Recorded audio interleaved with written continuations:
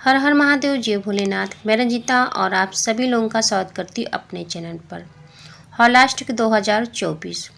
हौलाष्टक शब्द होली और अष्टक दो शब्दों से मिलकर बना है और इसका अर्थ है होली के 8 दिन। होली के त्यौहार से 8 दिन पहले हौलाष्टक शुरू हो जाता है।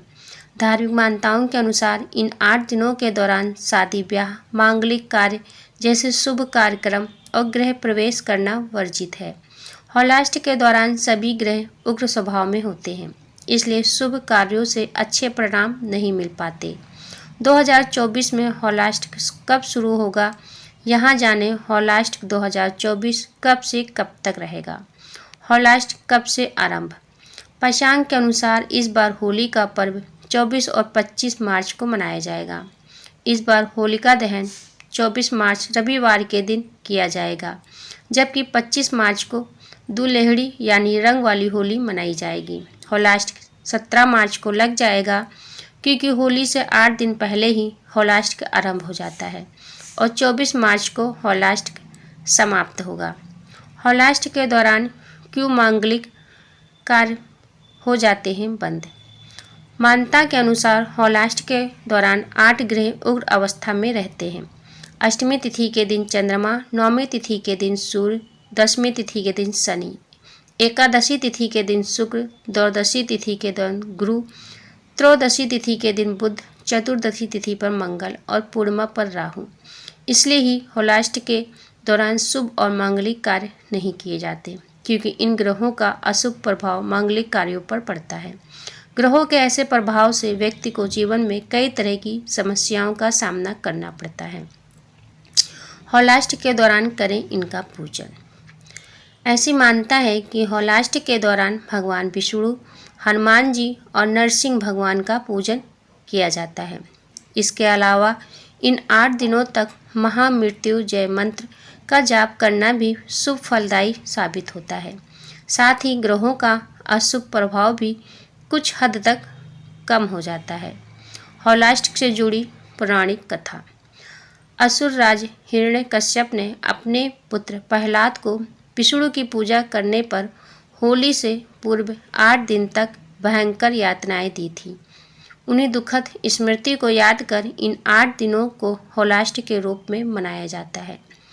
इन दिनों हर प्रकार के मांगलिक और शुभ कार्य वर्जित होते हैं, लेकिन इसमें ईश्वर की आराधना विशेष फलदायी होती है। हौलाष्टक के पहले दिन चौराहे पर होलिका दहन के 2 डंडे गाड़े जाते हैं।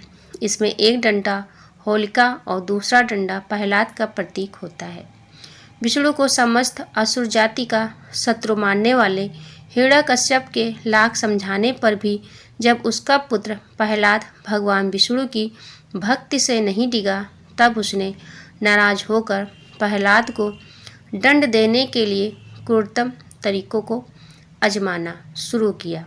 उसने पहले प्रहलाद को ऊंचे पहाड़ की चोटी से नीचे गिरवाया, लेकिन उसे कुछ नहीं हुआ। जिस दिन प्रहलाद को ऐसे कठोरतम दंड देने की शुरुआत हुई, उस दिन फागुन मास के शुक्ल पक्ष की अष्टमी थी। इसके बाद प्रत्येक दिन उसे इस तरह के दंड मिलने शुरू हो गए। कभी उसे हाथी के पैरों तले कुचलवाया गया, तो कभी गरम तेल की कढ़ाई में डाल दिया गया, लेकिन प्रहलाद पर कोई आंच नहीं आई। यातना देने का यह क्रम 8 दिनों तक चलता रहा। हार कर 9वें दिन हिरण्यकश्यप ने अपनी बहन होलिका की गोद में प्रहलाद को बैठाकर जिंदा जलाने की चेष्टा की। होलिका को वरदान था कि उसे अग्नि नहीं जला सकती, लेकिन होलिका अग्नि में जलकर भस्म हो गई और प्रहलाद को कुछ भी नहीं हुआ, तो उसकी जान बच जाने की खुशी में ही दूसरे दिन रंगों की होली मनाई जाती है। हौलाष्टक से जुड़ी एक अन्य पौराणिक कथा भी है। कहा जाता है कि भगवान शिव की समाधि को भंग करने के लिए कामदेव ने शिव पर अपने पुष्प बाणों से प्रहार किया था। उस बाण से शिव के मन में प्रेम और काम का संचार होने के कारण उनकी समाधि भंग हो गई। इसे क्रुद्ध होकर शिव ने अपने तीसरे नेत्र से कामदेव को भस्म कर दिया। यह घटनाक्रम फागुन मास की शुक्ल पक्ष की अष्टमी के ही दिन हुआ था। जब कामदेव की पत्नी रति को इस घटना का पता चला तो वह अपने पति को दोबारा जीवित करने के लिए भगवान शिव की शरण में पहुंचकर उनकी आराधना करने लगी। 8 दिन की प्रतीक्षा के पश्चात भगवान शिव ने रति को वरदान देते हुए कहा कि द्वापर युग में कामदेव कृष्ण के पुत्र प्रद्युम्न के रूप में जन्म लेंगे। हौलाष्ट के ये 8 दिन रति के तप और प्रतीक्षा के भी दिन हैं।